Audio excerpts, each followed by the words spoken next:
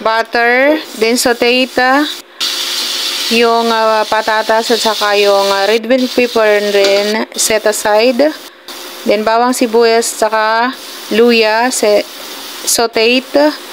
Then cubes saute and chicken, water, then takpan until 10 minutes. Then add ang patatas.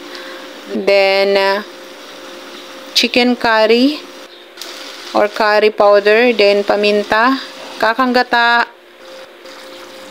then salt, then carrots, then simmer natin ng 2 minutes, then lagad ako ng seasonings, then halo-halo lang. Ito na, luto na, then ready to plating, guys. You can try this recipe, chicken curry. This is very delicious, good to your family and friends. You can try this my own recipe, guys. Siling pang minudo, ayan, nilagay ko. At salba kung tawagin yan sa Bisaya. Then, ayan, ready to plating na to, guys. Ayan, sauce pa lang, ulam na. Unlimited rice na ito. Pag ito sinubukan yung recipe ko, easy lang siya gawin. At para maiba naman yung ating may papakain sa ating pamilya. Then, ayan, kaunting halo-halo lang ginawa ko. Then, ready to plating na.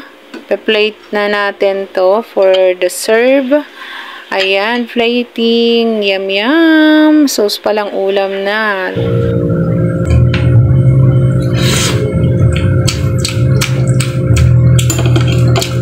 Yummy.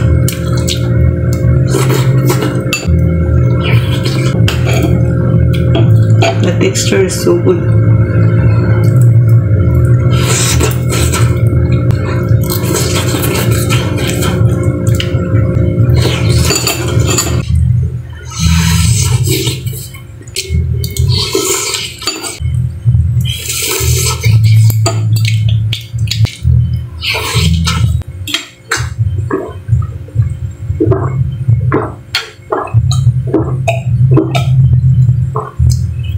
Thank you, guys.